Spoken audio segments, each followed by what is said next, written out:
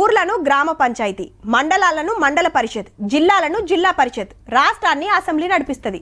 అట్లనే రాష్ట్రాలన్నిటిని కలిపి దేశాన్ని నడిపేది పార్లమెంటు. అందులో ముఖ్యంగా చెప్పుకోవాల్సింది లోక్సభ. దేశానికి ఏది మంచిది, ఏది కరెక్టు, ఏది కాదని చర్చలు చేసి అందరు ఓకే అంటే ముంగటికి పోతుంది సర్కారు. మరి ఇయాలేం నడిచిందంటే వక్ఫ్ బోర్డు చట్టం మార్చే బిల్లు మీద రచ్చ అయింది పార్లమెంట్ లా.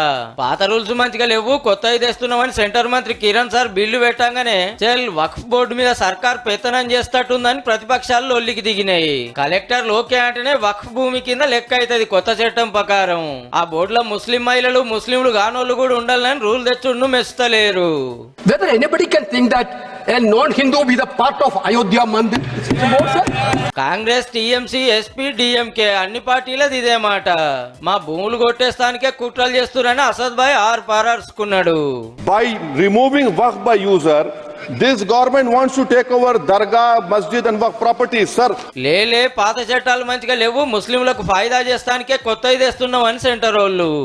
देश में जितना स्टेट वक्फ बोर्ड है सब माफिया लोगों ने कब्जा कर लिया है. ప్రతిపక్షాలు ఎంతకు తగ్గపోయే వరకు సెంటర్ వాళ్ళు దిగొచ్చిండ్రు. ఈ బిల్లును జాయింట్ పార్లమెంటరీ కమిటీకి పంపుతున్నారు.